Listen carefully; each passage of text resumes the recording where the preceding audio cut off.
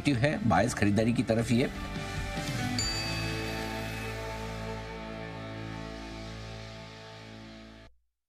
आपने एक पॉजिटिव बात तो कही कि हमें पॉजिटिव क्लोजिंग डेफिनेटली दिखेगी, मजबूती टिकेगी, लेकिन ये 26,000 पार करना क्यों मुश्किल हो रहा है? क्या हो रहा है यहाँ पे? 26,000 पार करने के दो कारण हैं। एक साइकोलॉजिकल लेवल है, 26,000 थोड़ा बड़ा लगता है। एक बार हम 26,105 पे पहुंचे भी पिछले हफ्ते, लेकिन ज़्यादा देर टिके नहीं। खुले थे 26,100 पर, तुरंत ही 26,000 के आसपास आगे नीचे आ गए।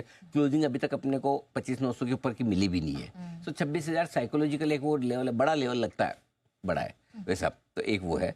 दूसरा बड़ा लेवल, कोई बड़ा लेवल ऐसे ही बड़ा नहीं बनता, उस बड़े लेवल के पीछे कुछ डेटा होते हैं, इसलिए वो बड़ा बनता है। डेटा है, कल मंथली एक्सपायरी के पहले 26,000 के कॉल लेवल पे कॉल राइटर खड़े हैं आपके। 2 करोड़ 15, 2 करोड़ 20 लाख शेयर के आसपास के कॉल राइटर्स हैं, ठीक है। ये ओपन इंटरेस्ट है वहाँ पर जो हाईएस्ट है। तो जाहिर सी बात है, जहाँ highest open interest call writers में और कल मंथली एक्सपायरी हो, तो थोड़ा उस लेवल के आसपास रुकना समझ में आता है। नंबर 2, ये दो कारण हैं जो 26,000 को पार करने में मुश्किल आ रही है। लेकिन इसका मतलब ये नहीं कि आप कोई बहुत ज़्यादा कमज़ोर हो जाएंगे या बहुत ज़्यादा ख़राब हो जाएंगे। नया नीचे 25,900 पर कॉल राइटर, पुट राइटर भी हाईएस्ट है, और 25,900 पे जो पुट राइटिंग है वो 26,000 के कॉल राइटर से कहीं ज़्यादा है। यानी कि सपोर्ट ज़्यादा मजबूत दिख रहा है 25,900 पे अभी के डेटा के लिहाज से। इसलिए ऐसा लग रहा है कि आज जो पोजिशनिंग की है वायदा कारोबार में डेटा ने 25,900 से 26,000 के बीच की है क्लोजिंग के लिहाज से। ओके, बैंक निफ्टी सर बहुत तेजी इसने मिड मॉर्निंग दिखाई लेकिन अब 58,000 के आसपास टहलता हुआ दिखाई दे रहा है। इसके ऊपर बंद हो जाएगा? ये बड़ा ट्रिकी क्वेश्चन है और इसका जवाब बहुत मुश्किल है। इसका रीज़न मैं बताता हूँ आपको। नॉट दैट कि एक तो 58,000 के आसपास ये अपन ट्रेड कर रहे हैं। डेटा ये बता रहे कि ये हल्का सा 58,000 या हल्का सा इसके ऊपर जो 58,075 की रेंज है ना, वहाँ बंद होना चाहिए। पूछिए क्यों? उसका कारण ये है कि 58,000 के पुट और कॉल दोनों ही स्ट्राइक प्राइस पर हाईएस्ट ओपन इंटरेस्ट है। पुट में भी हाईएस्ट 58,000 पे, कॉल्स में भी 58,000 पे, एक ही स्ट्राइक प्राइस पर। अब पुट में है 22 लाख, कॉल्स में है 20 लाख।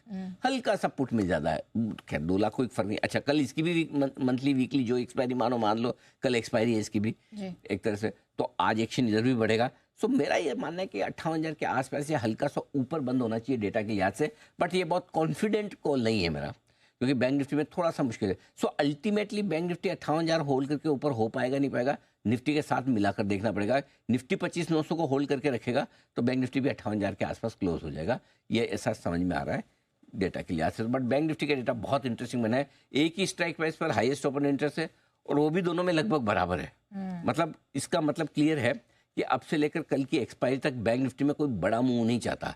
एक ही स्ट्राइक प्राइस के आप पुट और कॉल दोनों बेचकर बैठे हो, मतलब साफ है नीचे में आपको 57,800 तोड़ने नहीं देंगे, ऊपर में 58,200 पार करने नहीं देंगे।